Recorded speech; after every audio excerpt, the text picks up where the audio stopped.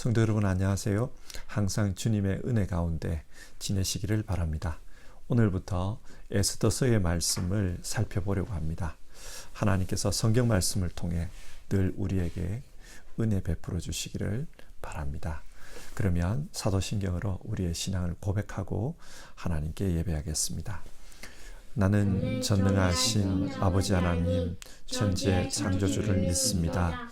나는 그의 유일하신 아들 우리 주 예수 그리스도를 믿습니다. 그는 성령으로 잉태되어 동정녀 마리아에게서 나시고 본디오 빌라도에게 고난을 받아 십자가에 못 박혀 죽으시고 장사된 지 사흘 만에 죽은 자 가운데서 다시 살아나셨으며 하늘에 오르시어 전능하신 아버지 하나님 우편에 앉아 계시다가 거기로부터 살아있는 자와 죽은 자를 심판하러 오십니다. 나는 성령을 믿으며 거룩한 공교회와 성도의 교제와 죄를 용서받는 것과 몸의 부활과 영생을 믿습니다. 아멘. 찬송가 545장, 옛날 찬송가로는 344장입니다. 이 눈에 아무 증거 아니 배어도 1절 부르고 우리 같이 기도하겠습니다.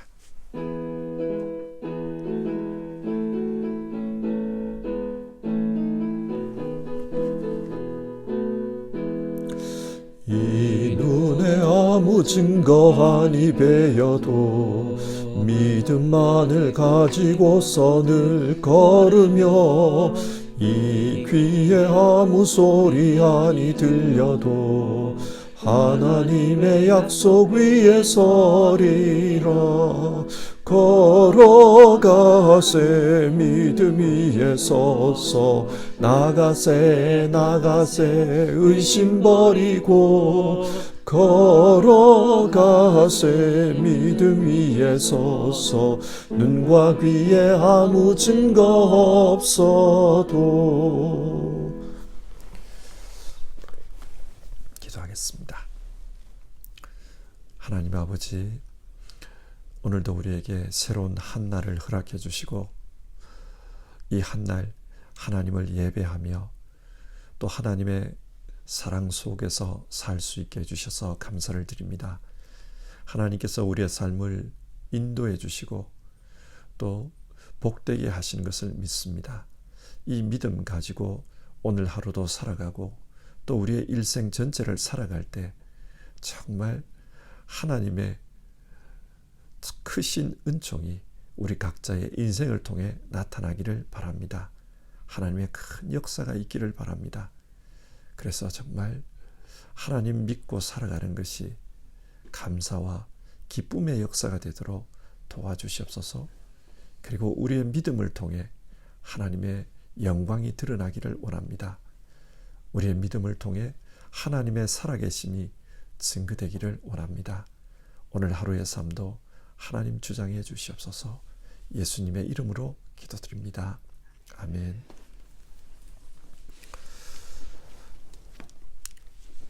오늘부터 에스더서의 말씀을 살펴보겠습니다. 오늘은 에스더서 1장의 말씀을 살펴볼 텐데요. 이번 에스더서를 읽는 동안은 세번역 성경으로 읽을 수 있으면 좋겠습니다. 그냥 옛날 성경으로 읽으셔도 상관없습니다. 근데 세번역 성경이 있으신 분은 세번역 성경으로 읽었으면 좋겠습니다. 그 이유는 에스더서의 성격 때문에 그렇습니다. 오늘은 1장 1절에서 12절까지의 말씀을 교독하겠습니다. 1장 1절입니다. 아하수에로 왕 때에 있은 일이다. 아하수에로는 인도에서 에티오피아에 이르기까지 127지방을 다스린 왕이다. 아하수에로 왕은 도성 수산에서 왕위에 올라 나라를 다스린 지 3년째 되던 해에 모든 총독들과 신하들을 불러서 잔치를 베풀었다. 페르시아와 메대의 장수들과 귀족들과 각 지방 총독들을 왕궁으로 초대하여 자기 왕국을 지닌 영화로운 부요와 찬란한 위엄을 과시하였다. 잔치는 여러 날 동안 무려 180일이나 계속되었다. 이 기간이 끝난 뒤에 왕은 도성수산에 있는 백성을 빈부 귀천을 가리지 않고 모두 왕궁 정원 안뜰로 불러들여서 이래 동안 잔치를 베풀었다. 정원에는 흰 실과 붉은 빛 철실로 짠 휘장을 쳤는데 그 휘장은 대리석 기둥에 은고리에 흰 실과 보랏빛 실로 꼰 끈으로 매달았다. 화반석과 백석과 운모석과 흑석으로 덮인 바닥에는 금과 은으로 입힌 의자들이 놓여 있었다. 술잔은 모두 금잔이었는데 모양이 저마다 달랐다. 왕이 내리는 술은 풍성하였다. 그날은 어전 음주법을 따르지 않았으므로 많이 마시고 싶은 사람은 많이, 적게 마시고 싶은 사람은 적게 마셨다. 그것은 왕이 모든 술 심부름꾼에게 마실 이들이 원하는 만큼 따라주라고 지시하였기 때문이다. 와스디 왕후도 부인들을 초대하여 아하수에로 왕의 그 궁궐 안에서 잔치를 베풀었다. 이래가 되는 날에 왕은 술을 마시고 기분이 좋아지자 자기를 받드는 7 궁전 넷이 곧 무후만과 비스다와 하르보나와 빅다와 아박다와 세달과 가르가스에게 이르기를 와스디 왕후가 왕후의 관을 쓰고 왕 앞으로 나오게 하라고 명령하였다. 왕후가 미인이므로 왕은 왕후의 아름다움을 백성과 대신들 앞에서 자랑하고 싶었던 것이다. 그러나 와스디 왕후는 내시들에게 왕의 명령을 전하여 듣고도 왕 앞에 나오기를 거절하였다. 이 소식을 들은 왕은 화가 몹시 났다. 마음속에서 분노가 불같이 치밀어 올랐다. 아멘.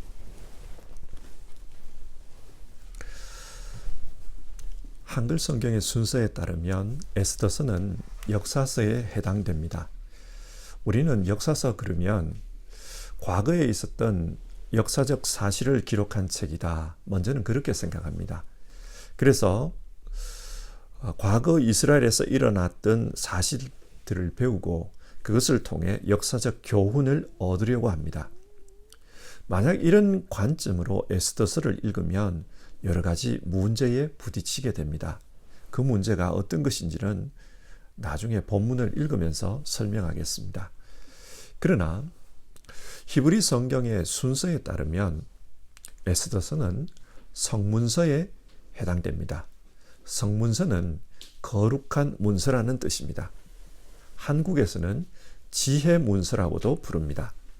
시편, 잠언, 전도서와 같이 삶의 지혜, 신앙의 지혜에 대해 가르침을 주는 책들이기 때문입니다. 사실 에스더서는 어떻게 보면 역사서와 지혜서의 특징이 혼합된 것처럼 보입니다. 역사적인 사실을 배경으로 하지만 그렇다고 완전히 역사적인 팩트만을 소개하는 그런 책은 아닙니다.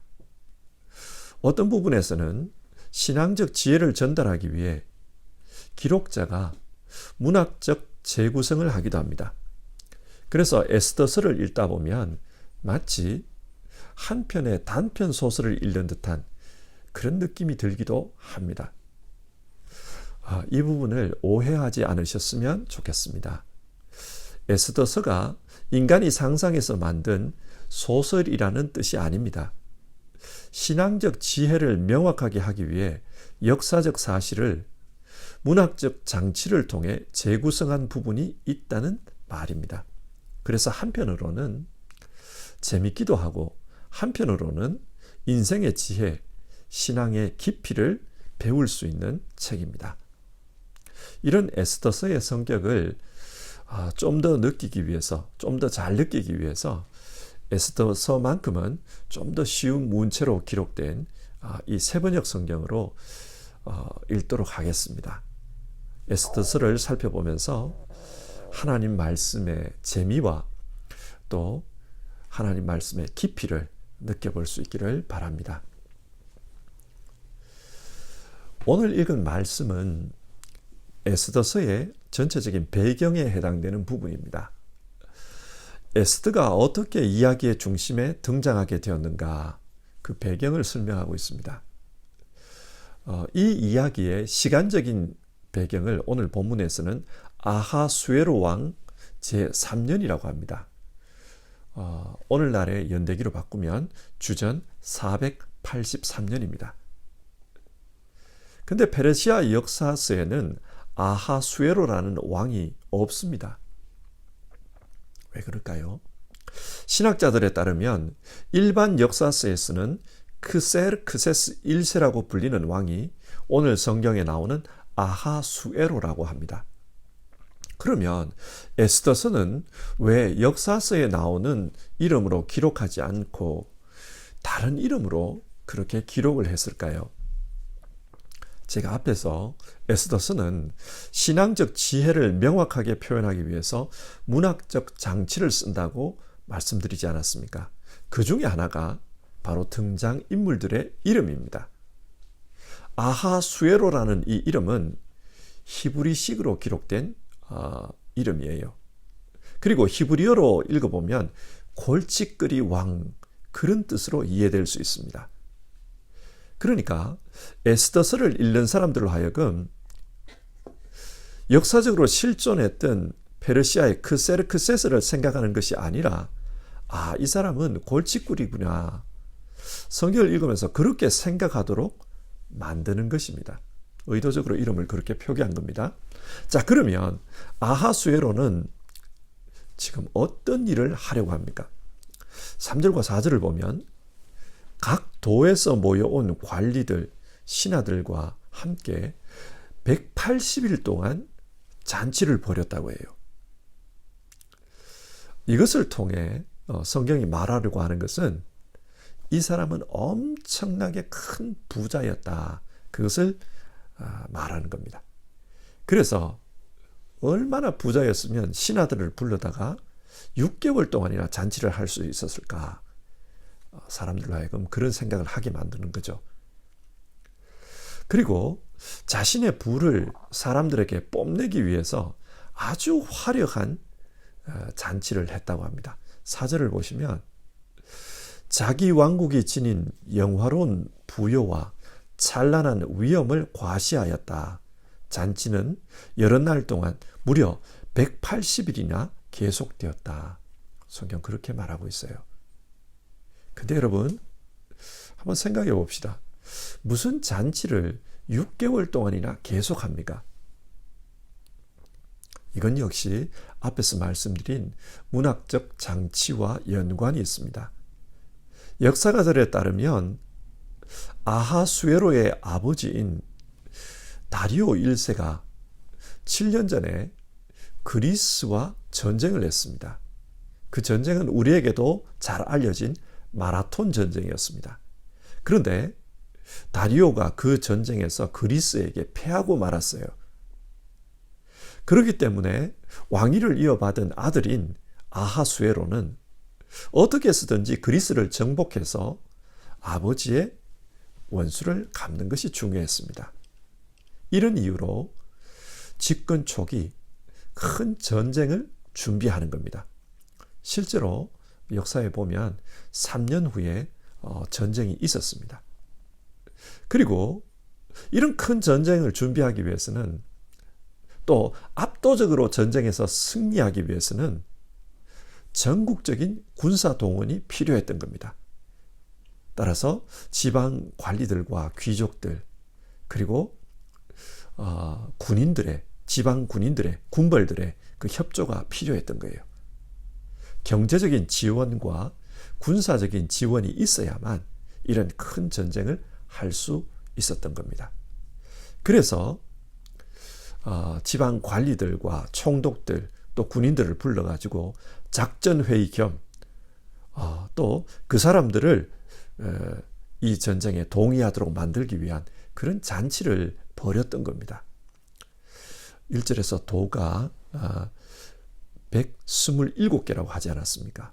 그러니까 잔치가 길어질 수밖에 없는 거예요. 하루에 한 도씩 그 관리들을 초청한다고 해도 이 잔치가 길어질 수밖에 없었던 겁니다. 그런데 에스더서는 이런 역사적인 그 설명들은 다 빼버리고 아주 단순하게 이야기합니다. 이를 통해서 아하수에로가 진짜 골칫거리 왕이구나, 이런 사람들로 하여금 그렇게 느끼도록 만드는 겁니다. 문학적 장치예요.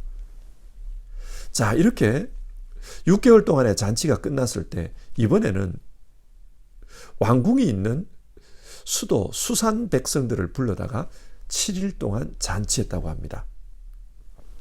당시 페르시아에는 4개의 수도가 있었다고 합니다. 아하수에로는 주로 페르세폴리스에서 머물렀는데, 그러나 겨울이 되면은 이 수상궁에 살았다고 해요. 수상궁 사람들을 불러가지고 잔치를 하는 장면을 보면 화려하기가 끝이 없습니다. 6절을 보면 화려한 휘장이 쳐지고 또 바닥에 온갖 귀한 돌들로 깔았다고 해요. 그리고 금과 은으로 만든 의자들을 갖다 놓았다고 하고, 거기 잔치에 사용되는 술잔은 모두 금으로 만든 것이라고 합니다. 그리고 7절을 보면 왕이 내리는 술은 풍성하였다, 그렇게 말합니다. 그래서 사람들이 마실 수 있을 만큼 마음껏 마시도록 했다, 그런 설명이 붙어 있어요. 이런 부분을 읽다 보면 이 아하수에로 왕의 사치는 도가 지나치다. 180일 동안 잔치를 하고 또 그것도 모자라서 엑스트라로 7일 동안 더 잔치를 하는가, 그런 느낌이 들도록 만듭니다. 그래서 정말 이 사람은 골치 아픈 왕이구나, 그런 생각을 하게 만듭니다. 그런데 역사적 팩트는 무엇이었을까요? 왜 또 잔치를 벌였을까요? 팩트는 이런 겁니다. 앞에서 6개월 동안이나 수많은 신하들과 군인들을 불러다가 수산궁에서 작전회의를 하고 저녁이 되면 피로연을 베풀었습니다. 이렇게 규모가 큰 잔치들을 하려고 하면 수산궁에 사는 사람들이 이 잔치를 위해서 동원되었을 것입니다. 잔치 준비에 또 그 일을 하는데 동원되었을 거예요. 그러니까 이런 잔치가 끝난 후에 긴 시간 동안 이 잔치에 동원되었던 그 사람들을 위로할 필요가 있었던 겁니다. 그래서 잔치 동안 고생했던 그 수도 백성들을 불러다가 아주 화려하게 최상급으로 잔치를 베풀어 주는 겁니다. 나름 아하수에로 왕은 백성들을 배려할 줄 아는 그런 왕이었어요. 그러나 오늘 본문에 있는 그대로 읽으면 이 사람은 사치가 도가 지나치다, 골치 아픈 왕이다, 그런 느낌이 들게 만듭니다. 그리고 10절 이하를 보면 이 잔치 마지막 날 일어났던 한 사건이 기록되어 있어요. 왕이 술을 마신 후 기분이 좋아지자 자신의 왕후에게 왕관을 쓰고 왕 앞으로 오라고 명령했다는 겁니다. 왜 이런 명령을 했는가? 11절을 보시면 왕후가 미인이므로 왕은 왕후의 아름다움을 백성과 대신들 앞에서 자랑하고 싶었던 것이다. 자신의 왕비가 얼마나 아름다운 사람인지 시민들에게 과시하기 위해서라고 합니다. 이 당시까지만 해도, 이 당시에는 자신의 아내가 자신의 소유물처럼 여겨졌어요. 지금까지 아수에로 왕은 엄청나게 부자라는 것을 그 사치를 통해서 보여줬습니다. 화려한 잔치를 통해 보여줬습니다. 그런데 자신이 가진 것 중에 가장 화려한 것이 무엇이냐? 왕비라는 거예요. 그래서 그 왕비를 예복을 갖추어 있고 사람들 앞에서 나와서 보여주라고 합니다. 자랑하기 위해서예요. 그런데 왕비가 왕의 명령을 거부했다고 합니다. 왜 거부했을까요? 성경에는 그 이유가 나오지 않습니다. 그래서 여러 가지 추측들이 있습니다. 그 추측 중에 하나가 유대 역사가 요세푸스의 주장인데요. 그에 따르면은 그 당시 페르시아의 예법에 따르면 남의 남자 앞에서 자기 아내를 보여주는 것은 이게 예의가 아니라고 그래요. 그래서 남의 남자 앞에 자기 아내를 보여주지 않았다고 합니다. 그런데 왕이 술을 먹고 기분이 좋으니까 당시 관례에 어긋나는 그런 명령을 자기 아내에게 한 것입니다. 그러자 왕비가 그걸 거부했다는 거예요. 왕비가 거부한다는 이야기를 듣자 왕이 화가 났습니다. 그래서 12절을 보시면 마음속에서 분노가 불같이 치밀어 올랐다. 그렇게 말합니다. 자, 분노가 치밀어 올라서 그 다음에 어떻게 했습니까? 13절 이하를 보면 법에 밝은 측근들과 어떻게 처리할 것인가를 논의했다고 합니다. 왜 논의하는가? 결국은 이 왕비를 폐위시키겠다는 겁니다. 그런데 자신이 관례에 어긋난 행위를 한 거 아닙니까? 따라서 법적으로는 왕비를 폐위시킬 정당 근거가 없습니다. 그래서 논의를 한 거예요. 근데 그때 신하 중에 한 사람이 이런 말을 합니다. 왕이여, 왕비가 왕의 말에 순종하지 않은 것은 단순하게 왕 한 분의 문제가 아닙니다. 이런 소문이 전국에 퍼지면은 전국에 있는 여인들이 앞으로는 자기 남편의 말에 순종하지 않을지도 모릅니다. 그러니 이번에 엄벌을 내려서 본보기를 삼으셔야만 합니다. 그리고 칙령을 내려서 모든 아내들은 자기 남편에게 순종하도록 그렇게 만드셔야 합니다. 이런 조언을 한 거예요.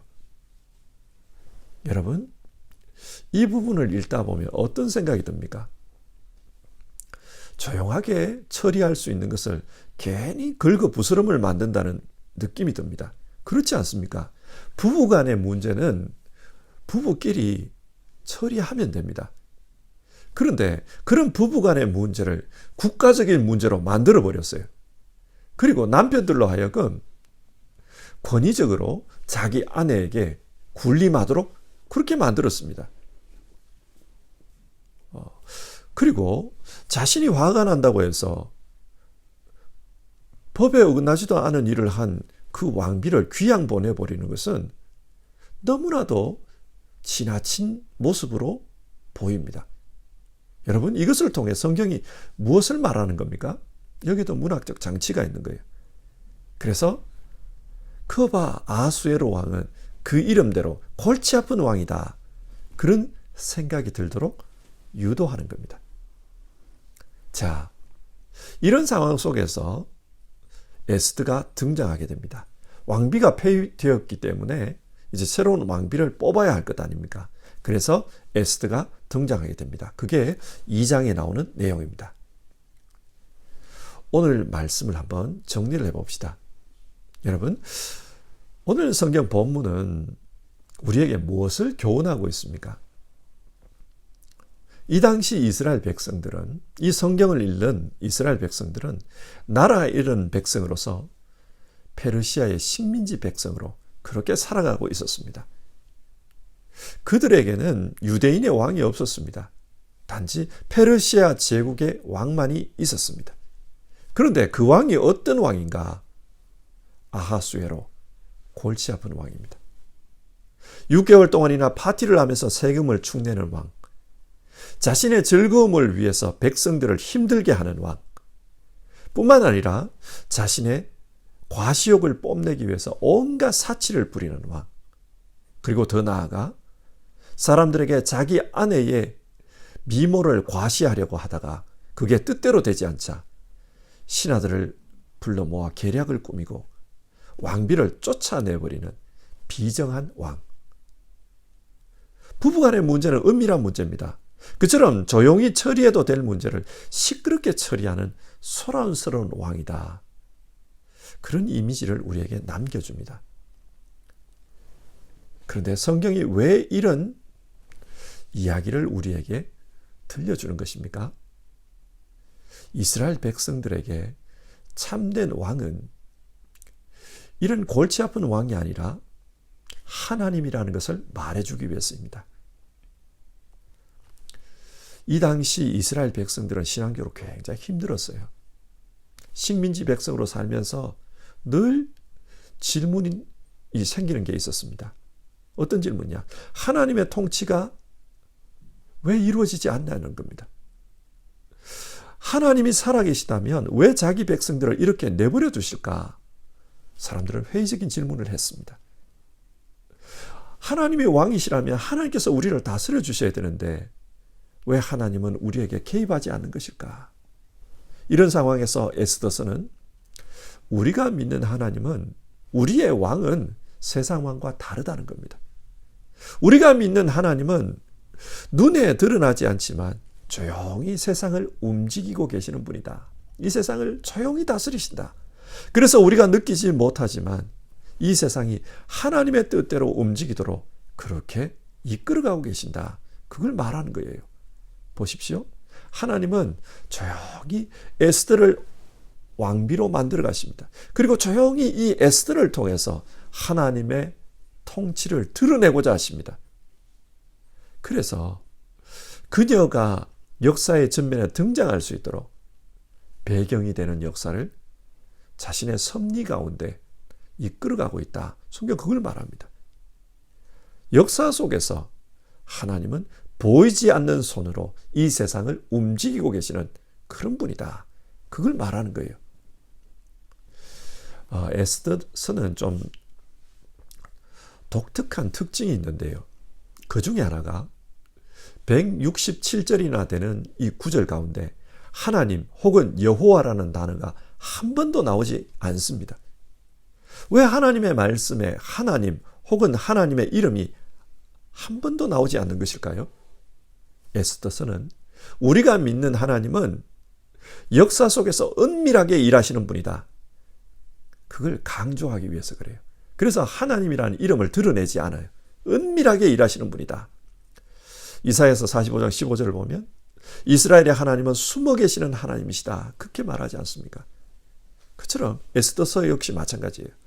하나님은 역사 속에서 조용히 일하고 계시는 분이다. 자, 그렇다면 이렇게 세상의 왕과 참된 왕, 하나님을 대조시키는 이유가 어디에 있는 것 같습니까? 조용히 이 세상을 다스리는 하나님, 그 하나님의 백성으로 사는 우리는 어떻게 살아야 하는가? 그걸 말하기 위해서입니다. 하나님은 세상을 다스리면서 자신을 시끄럽게 과시하지 않습니다. 그처럼 하나님의 백성 역시 이 세상에서 드러나지 않고 이름 없이 빛도 없이 그렇게 살아가지만 그래도 진짜 통치자, 진짜 이 세상을 움직이는 그분의 백성이라는 자존감을 가지고 살라는 것입니다. 눈에 보이는 왕이 파티를 벌일 때 그곳에 동원되어 혹시 노력봉사는 그런 처지에 있다 할지라도 눈에 보이는 그것에 주눅들지 말고 진짜로 이 세상을 움직이시는 분, 조용히 이 세상을 다스리는 분, 그분의 아들, 딸이라는 자존감으로 그렇게 살아가야 한다. 그것을 말하는 것입니다. 성도 여러분, 우리는 하나님에 대해서 어떤 이미지를 가지고 있습니까? 하나님은 아하수에로 왕처럼 과시하고 드러내고 시끄러운 그런 분이 아닙니다. 하나님은 우리 눈에 보이지 않지만 조용히, 그리고 역사의 뒤편에서 묵묵히 이 세상을 통치하고 계십니다. 그래서 마침내 하나님의 뜻이 이루어지도록 이 세상의 역사를 이끌어가고 계십니다. 그 하나님을 믿는 우리 역시 이 세상에서 드러나지 않는 그런 모습이라 할지라도 천지의 통치자, 그 하나님의 자녀라는 믿음을 가지고 또 그 자존감으로 이 세상을 살라. 성경은 우리에게 그것을 교훈합니다. 성도 여러분, 여러분은 이 땅의 통치자의 자녀입니다. 하나님의 자녀들이라는 것을 생각하고 그 자존감으로 오늘을 살아갑시다. 찬송 부르고요. 우리 같이 기도하겠습니다. 545장, 344장, 545장 혹은 옛날 찬송가 344장 3절 부르겠습니다.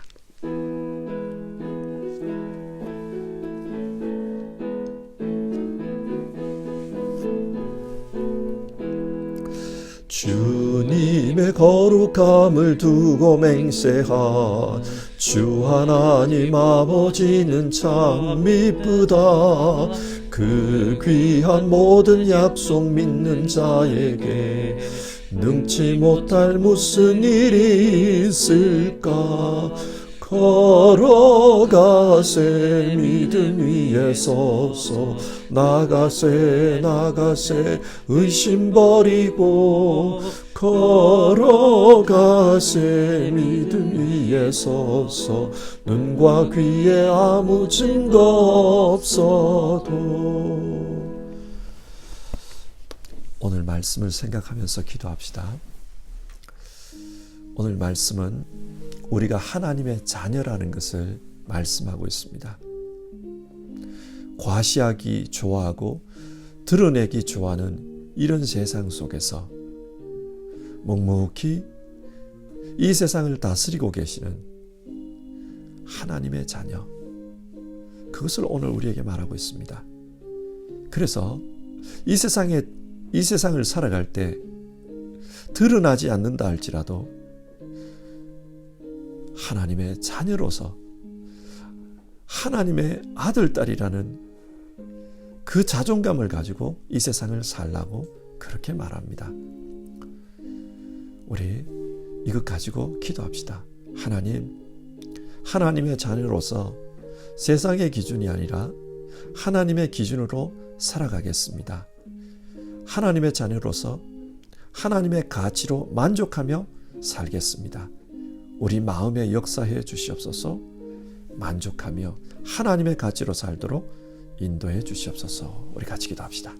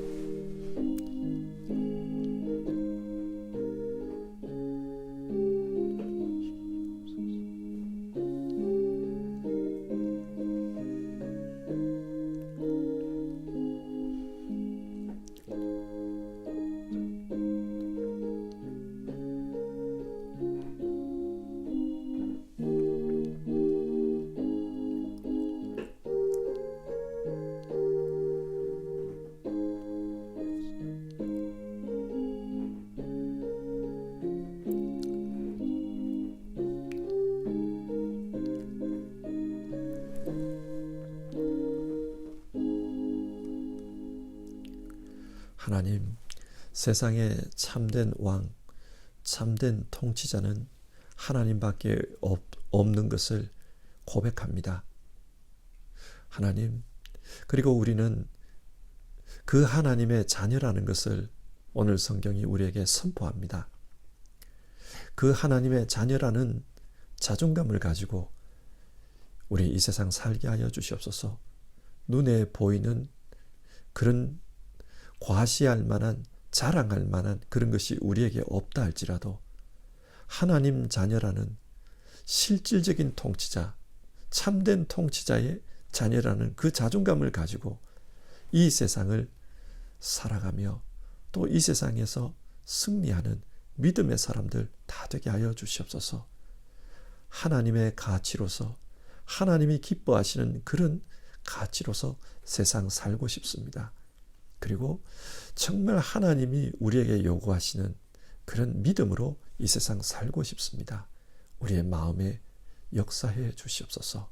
오늘 함께 예배하고 하루를 시작하는 모든 분들의 삶 속에 그 믿음의 역사가 있게 하시고, 그리고 하나님이 주시는 은혜가 그 삶을 감동해서 감사와 또 감격으로 사는 오늘 하루 되게 하여 주시옵소서. 우리 주님 예수님 이름으로 기도드립니다. 아멘. 하늘에 계신 우리 아버지, 아버지의 이름을 거룩하게 하시며 아버지의 나라가 오게 하시며 아버지의 뜻이 하늘에서와 같이 땅에서도 이루어지게 하소서.